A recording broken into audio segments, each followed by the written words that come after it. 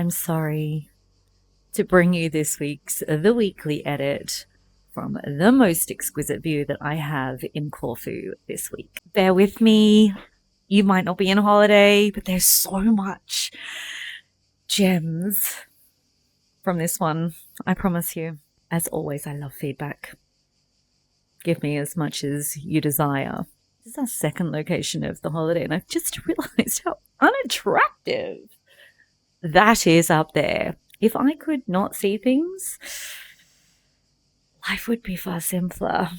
And I think that's quite apt when it comes to family holidays, that's for sure. Okay, I'm in Corfu, and I am on as I work out, I'm just south of Corfu town right now, and over there is mainland Greece. Beautiful. We have just been staying on the west of the island for 5 nights. Oh my goodness. Very, very different to what we have here. And this is our first afternoon in this location. And yeah, I hope you enjoy. If you read this week's Substack, it was about when life changes gear. And this family holiday for me has really reminded me about respect, flexibility, and finding that new rhythm. It's tricky sometimes, that's for sure. I'm Narelle from the Organised Edit. Every week we take one small part of life and explore how creating a little bit more space, physically and mentally, can help us live a little more with less. This week I'm filming halfway through my family holiday in Corfu. We've got another 5 days to go, and it's already reminded me of something that I don't think is really about holidays at all. It's about people. Now, if you're sitting at home thinking, well, I'm not on a holiday, please stay with me, because this isn't really about travel at all. You might be navigating the school holidays, working while everyone else seems to be away. That's a common thing. Preparing for a child to leave home. That's me. Moving house, retirement, or life just feeling different to how it did a few months ago. So whatever season you're in, I think you'll recognize somewhere in today's conversation some things that will really resonate with the dynamics of where you're at. Grab a drink, as always, hit pause. There's lots to come. Now, why do holidays turn that volume up? One thing I love about traveling is people watching, not just strangers, but my own family. We can almost spot the personalities immediately, and other families as well. There's the planner, the spontaneous one, the person checking Google Maps every 5 minutes, sorry to reference a brand, the one who really couldn't care less where we're going as long as there's coffee, sometimes me, but I do leave it to others, the night owl, beach lovers, the city explorer. Oh, they're not new personalities, we know that, but travel can really amplify things. Now, something you might hear me say often, it's a joke. Families are a little bit like fish. After about 3 days, we all start to go off. Yep, people laugh with that because, I do think we recognize the fallouts that we have ourselves. And it is funny because I do think it is sometimes true, not because we're unhappy, but because we're sharing everything, meals, decision, trips, journeys, conversations, the same view, every little tiny frustration. It's really intense, and this amplifies things, that's for sure. Do you have moments like that where you really kind of like, we all need space to breathe? I'll give you a little bit of a different view. So it's not really about travel, is it? The more I think about it, the more I'm realizing this is happening whenever life changes gear. I've had some really big milestones recently in our family. It's university, graduation, a 21st. That's big in itself. I've got another one preparing for uni, being on holidays, and we're returning from holidays. Each moment, each time, everyone taking time to change gear and adjust. Some of us stepping forward, some letting go, celebrating, feeling left out, finding their place in sort of our changing dynamics. Maybe you've noticed that in your own life recently. I don't know. Maybe you've had children that have already fled the nest. So this changing dynamic and finding our place in the changing dynamic, where we notice these things happening, I guess. And it's a plethora of things, isn't it? I've got clients whose kids are just breaking up for summer. I've got others that are retiring. I've got others that are just moving. People with houses full of guests. Just the fact it's August sometimes and all sort of normal routines and rhythm changes. And I think when those routines change or simply disappear, whatever it is, doesn't always just affect just you or just one person. It kind of ripples through everybody, doesn't it?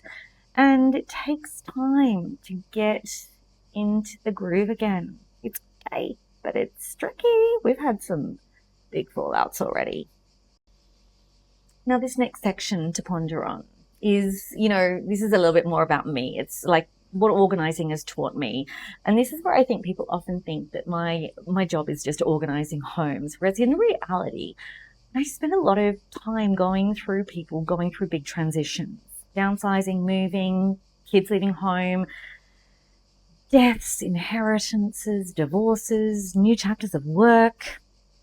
Cupboards aren't really the difficult part necessarily, but it's the emotions that can sit behind them. And that's, honestly, I don't believe organization is about perfection at all. It's really creating this space to think, to be able to adapt. I say often to breathe, but it's just to feel that space. Because most importantly, I want everyone to remember that we are such different personalities. And over the years, this level of respect that I've had to sort of integrate into every dynamic that I have, it's tricky. And then you want that to ripple back into your own family as well. So, that big, most important thing, space for different personalities and our evolving personalities too, right? Because over the years, respect, I'm finding even more. It's not about agreeing with one another. It's really recognizing that someone else needs something completely different from you as an individual and from a family unit and all the rest of it. One person might need just that quiet walk. Others want to get all around the table all the time. Who needs structure? Who needs freedom? Neither's wrong. They're just so different, aren't they? Then obviously all the layers of compromise and who's happy and who's tired and who's hangry, who's starving for familiarity as well. That's another thing.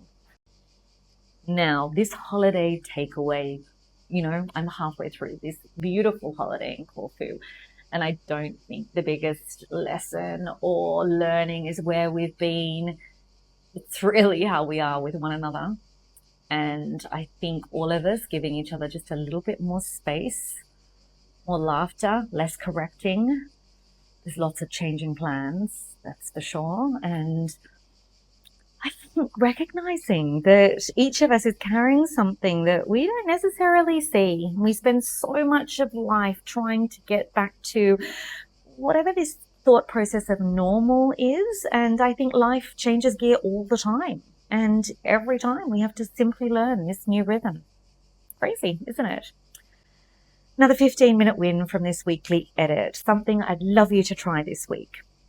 Think about this one transition moment that you might be navigating. Ask yourself, what does it need from me right now? Not next month, not next year, just right now. And it might simply be a little more patience. That word of year that I've used this year for me. A little bit more flexibility, a little bit more space. Now, I like to leave you with a glimmer of gold.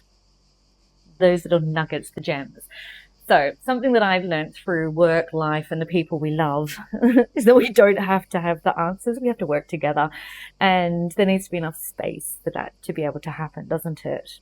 And I think that's what this holiday has really, really taught me. Not rushing everybody else, including myself, not moving on to the next thing, but just appreciating where we are right now, that rhythm, and we're getting there.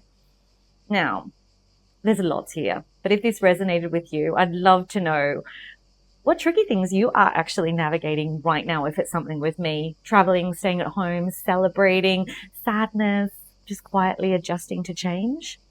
Drop me a message in the comments or DMs. I always love these conversations that come both from my weekly newsletter and the weekly edit. There's depth to us when we stop and think, that's for sure. So thank you, as always, for joining me. And yeah, I hope you enjoy. I look forward to seeing you guys next week when I will be back in the UK.